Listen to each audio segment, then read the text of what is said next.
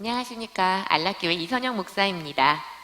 이번 주간 우리는 가정이라는 주제로 이야기를 나누고 있는데요.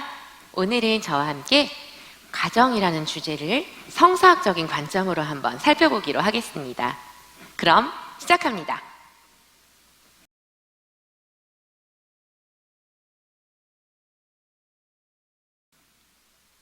가정이라는 단어를 들으면 여러분은 무엇을 생각하시나요? 국어사전에서는 가정을 가까운 혈연관계에 있는 사람들의 생활 공동체라고 정의합니다.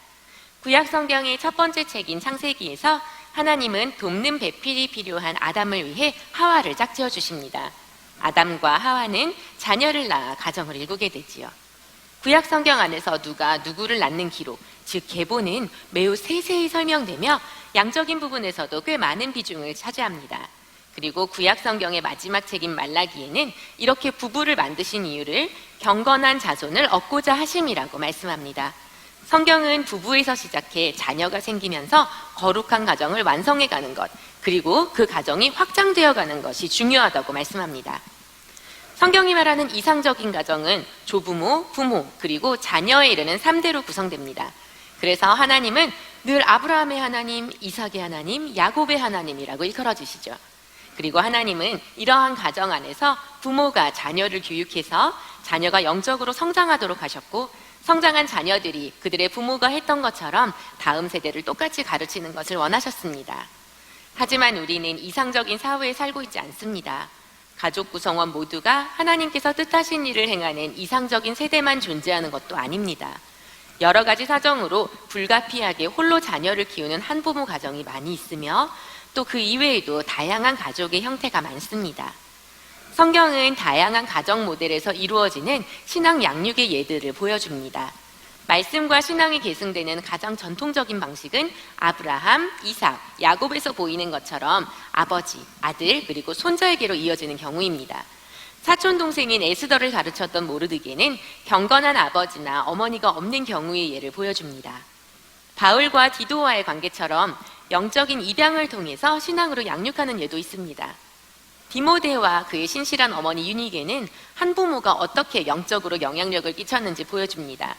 이렇게 성경 안에는 전통적인 가정뿐만 아니라 친족 가정, 한부모 가정, 그리고 입양 가정 등 다양한 가정의 모습이 그려져 있고, 이러한 가정들 역시 든든한 신앙의 유산을 이어가도록 축복하시는 하나님의 모습을 볼 수 있습니다.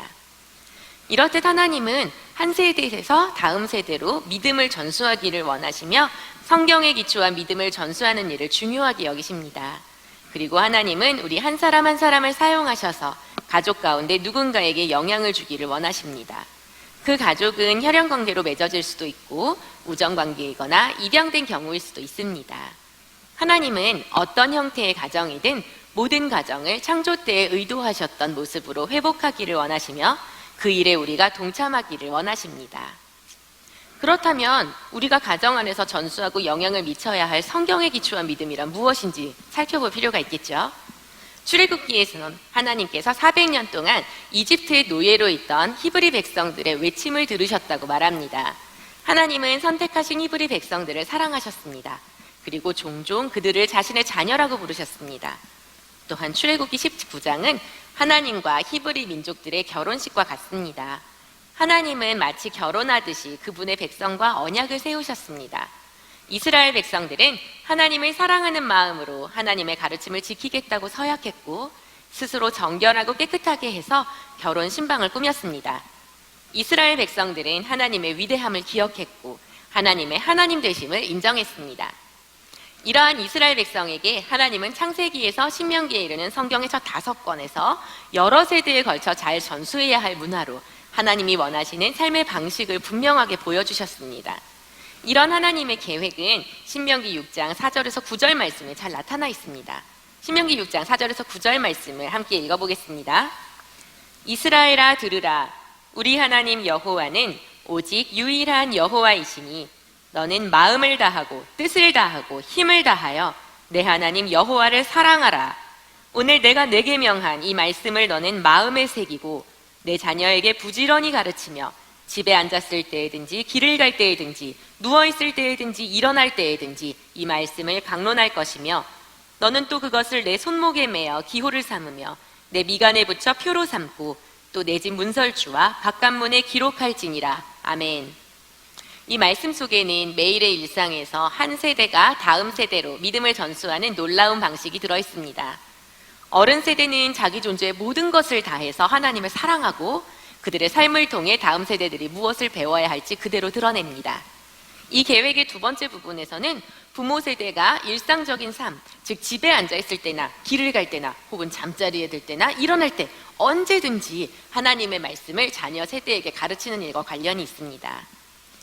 기독교 사회에 사는 우리는 우리가 진정 완벽한 아버지께 먼저 의지하고 그분을 사랑해야 된다는 사실을 잊어버린 채로 좋은 부모가 되어야 한다는 점만을 지나치게 강조하는 경향이 있습니다. 하지만 스스로의 힘으로 좋은 부모가 되어 유산을 물려주려고 하면 우리에게 되돌아오는 것은 좋은 부모가 되지 못하면 어쩌나 하는 두려움과 그 두려움이 현실이 되어 나타나는 좌절입니다. 우리는 자신의 길을 제대로 만들어 나가지 못합니다. 우리를 도와주시는 하나님을 인식하고 참된 부모의 모델이 되어주신 하나님을 의지할 때 비로소 우리는 이 두려움과 좌절에서 벗어나 온전한 평화를 경험할 수 있습니다. 신앙 유산을 잇는 길 위에서 하나님은 다음 세대에게 믿음을 물려주기 힘겨워하는 부모들을 홀로 남겨두지 않으십니다. 부모로서 우리에게 가장 큰 위로는 선한 목자이신 하나님께서 내가 한 번도 걸어보지 못한 길을 함께 하시며 나를 인도해 주신다는 사실일 것입니다. 이사야 40장 11절에서는 말씀합니다.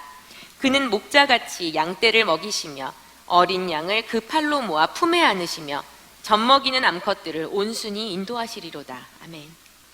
하나님은 나를 알고 계십니다. 하나님은 나의 배우자를 알고 계십니다. 하나님은 나의 자녀들도 너무나 잘 알고 계십니다. 그리고 그분은 목적지도 알고 계시며 어떻게 그 목적지까지 우리를 인도하실지도 가장 잘 알고 계시는 분입니다. 부모로서 우리는 선한 목자이신 하나님을 따라 살아야 합니다. 신앙을 물려주는 길에서 하나님은 우리가 자녀들을 그리스도 안에서 잘 살아가도록 양육하고 인도하도록 부모인 우리들을 돌보고 계십니다.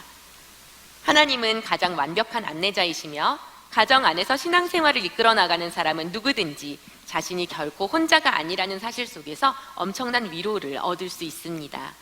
우리는 최고이신 목자, 하나님을 따르기만 하면 되기 때문입니다. 여기에 또 다른 위로의 말씀이 있습니다.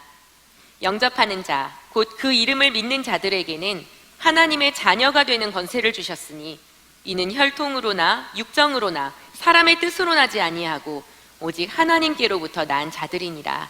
아멘. 만약 우리가 진정으로 회개한 예수 그리스도의 제자라면 우리는 동시에 하나님의 자녀입니다. 하나님이 우리의 아버지가 되십니다.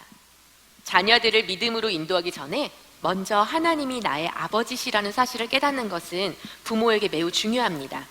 아버지와 자녀의 관계 사이에 핵심 단어가 있는데 뭘까요? 바로 사랑입니다. 이 사랑을 경험한 사람이 하나님 아버지의 온전한 사랑에 취하고 반응해서 하나님을 사랑하는 삶을 살아갈 때 아버지 하나님과 자녀 사이의 관계의 아름다움이 주변 사람들에게 전해집니다. 그리고 이 관계를 가장 가까이에서 보고 있는 자녀들이 하나님 아버지와 그런 관계 맺기를 소망하는 마음을 갖게 하는 것, 이것이 바로 부모가 자녀들이 하나님 아버지의 손을 잡도록 돕는 최고의 방법입니다. 이렇게 하나님을 사랑하는 사람은 하나님의 방식대로 세상을 살아갈 수밖에 없습니다. 예수님도 요한복음 14장 15절에서 말씀하셨습니다. 너희가 나를 사랑하면 나의 계명을 지키리라. 아멘. 앞서 읽었던 신명기 6장 4절의 말씀처럼 마음과 뜻과 힘을 다해서 열정적으로 하나님을 사랑하면 그 사람은 왕이신 예수님께 무릎을 꿇게 되며 우리 삶의 모든 영역에서 그분께 기쁨으로 순종하게 됩니다. 우리가 왕이신 예수님을 바라보고 그분이 통치하시는 나라의 원리에 따라 살 때 우리의 자녀들이 비로소 예수님을 따르게 될 것입니다. 이렇게 신앙의 유산을 자녀에게 물려주려고 노력하는 부모님께 마지막으로 전해드리고 싶은 말씀이 있습니다. 바로 신명기 27장 5절에서 6절 말씀입니다. 또 거기서 내 하나님 여호와를 위하여 제단 곧 돌단을 쌓되 그것에 쇠 연장을 대지 말지니라. 너는 다듬지 않은 돌로 내 하나님 여호와의 제단을 쌓고 그 위에 내 하나님 여호와께 번제물을 드릴 것이며. 아멘. 하나님께서는 제단을 쌓는 돌들의 쇠 연장을 대지 말라고 명하셨습니다. 자연 속에서 풍화된 돌들을 가져와 있는 모습 그대로 인위적인 공정 없이 쌓으라고 말씀하십니다. 이 말씀처럼 함께 주님의 집을 이루어가는 우리 가족들은 서로가 서로에게, 특히 부모가 자녀에게 인위적인 쇠 연장을 대지 않도록 조심해야 합니다. 자녀의 있는 모습 그대로를 받아들이고 자녀가 받아들일 수 있는 분량을 감당하도록 해주는 것이 중요합니다. 다만 자녀가 죄의 본성을 지닌 약한 존재임을 드러내고 있는 모습 그대로 받아들이기 어려운 모습을 보인다면 그 부분을 감당할 수 있는 부모가 되게 해달라고, 그리고 하나님께서 지금 이 순간 나의 자녀를 은혜로 덮어달라고 기도할 필요 있겠지요. 이 모든 것 위에 사랑을 더하고 온전하게 해야 합니다. 그리스도인들이 주님 안에서 일군 가정, 즉 하나님의 공동체는 영적인 사랑으로부터 고정되어 하나가 되는 성전이어야 합니다. 하나님으로부터 시작되어 만들어지고 하나님 안에서 완성되어가는 복된 가정을 세워가는 일은 기쁨과 소망이 가득한 동시에 고단하고 외로운 길일 수 있습니다. 이 모든 여정 가운데 주님을 향한 시선을 잃지 않고 완주하는 저와 여러분이 되시기를 함께 기도하겠습니다. 감사합니다.